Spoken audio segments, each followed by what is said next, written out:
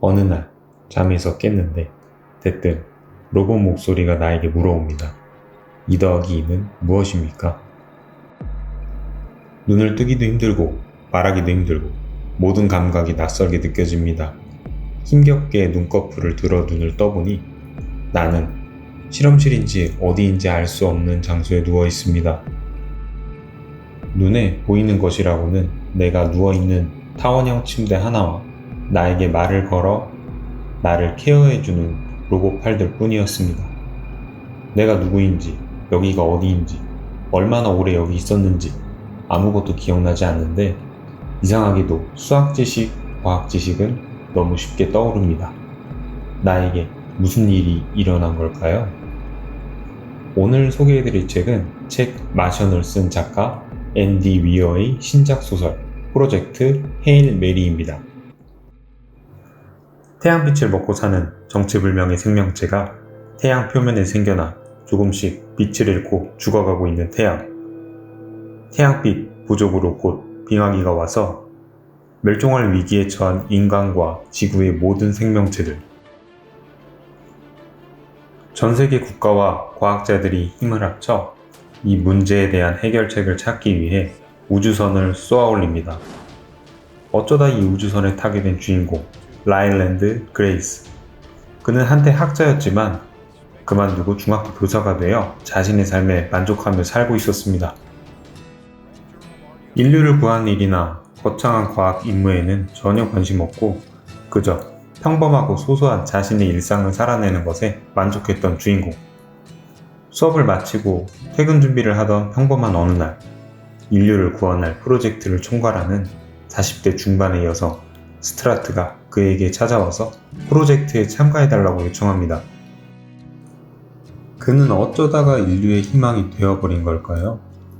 외딴 우주선에서 자기 이름도 기억하지 못하는 그가 과연 지구를 구해낼 수 있을까요? 전 세계적으로 인기를 얻었던 영화 마션의 원작 소설을 쓴 작가 앤디 위어가 최근 발표하여 화제를 얻고 있는 신작 프로젝트 헤일 메리. 이 책을 읽으면서 제가 재밌었다고 느낀 점 3가지를 소개해드리고자 합니다. 혹시라도 후에 이 책을 읽으실 분들을 위해 최대한 스포 없이 중요 정보는 빼고 말씀드리겠습니다. 첫 번째 재미 포인트는 친근하고 어디나 있을 법하지만 과학 괴짜인 주인공입니다. 이 책의 주인공 그레이스는 마션의 주인공 마크 워트니처럼 과학 지식을 동원해 문제를 해결하거나 가설을 설정하고 그것을 실험으로 증명해내는 것에 희열을 느끼는 전형적인 과학 괴짜입니다. 하지만 마션의 주인공 마크 와트니처럼 엘리트이거나 용감하거나 자신감이 넘치는 인물은 아닙니다. 어쩌다 인류를 구원할 프로젝트의 일원이 되긴 했지만 인류를 구원할 영웅이라기보다는 매사 어설프고 조금 이기적이고 또 많이 찌질합니다.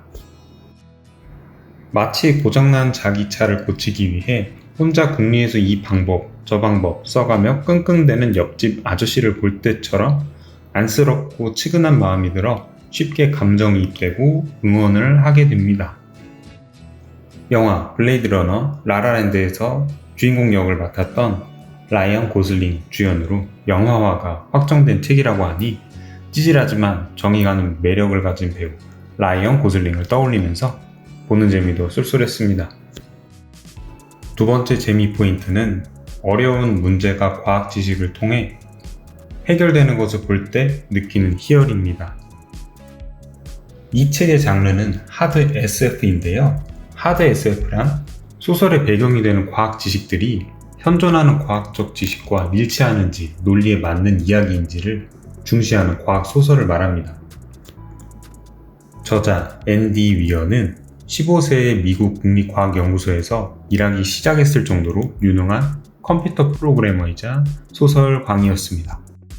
지금은 엄청난 자료조사를 통해 과학적, 논리적으로 빈틈없으면서도 빠져든 이야기를 쓰는 세계적인 작가입니다.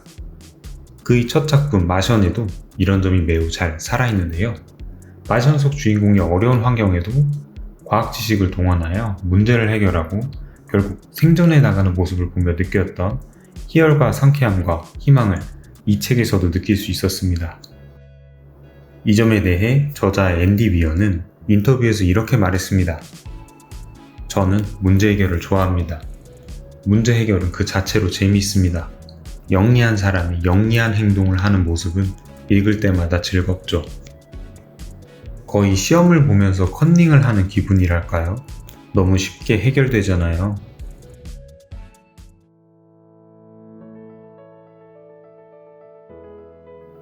영화 마션에서도 화성에 혼자 떨어진 주인공 마크 와트니와 그를 구조하러 오는 팀원들 간의 쿨한 우정이 참 재밌었는데요. 이 소설에서도 그런 장면이 등장합니다. 어처구니 없는 실수로 절망적인 위기에 처한 상황에서도 친구와 농담하며 웃는 장면들도 있고, 텅 비고 넓은 우주에서 더 소중하게 느껴지는 친구의 존재를 통해서 감동을 느끼게 하는 장면도 많았습니다. 그리고 그 친구는 존재 자체가 엄청나게 놀랍고 재미있는 친구인데 더 이상 얘기하면 스포가 되기 때문에 여기까지만 이야기하겠습니다. 궁금하신 분은 꼭 한번 보세요. 제가 소개해드린 3가지 재미 포인트 외에도 국경 따위 무시하고 전 세계를 마음대로 누비는 똑불장군 같은 프로젝트 지휘자 스트라트, 과학에 대한 열정과 호기심과 엄청난 두뇌를 가졌지만 일상생활에서는 소시오패스처럼 느껴질 정도로 너무나 솔직하고 어설픈 과학 연구자들과 같은 개성 있는 캐릭터들을 보며 재미도 있었습니다. 또 다음을 기대하게 만드는 챕터 구성이나 반전과 새로운 발견이 가득한 이야기의 흐름 또한 매우 흥미진진합니다. 전 세계를 넘어 우주까지 펼쳐지는 이야기의 배경지를 묘사하는 부분도 재미있었습니다. 마치 멸망을 앞둔 황량한 지구에서 세계 여행을 하고 나아가 우주까지 여행하는 기분이 든달까요? 넷플릭스를 보는 것처럼 재미있게 읽을 수 있던 책이었습니다. 들어주셔서 감사합니다.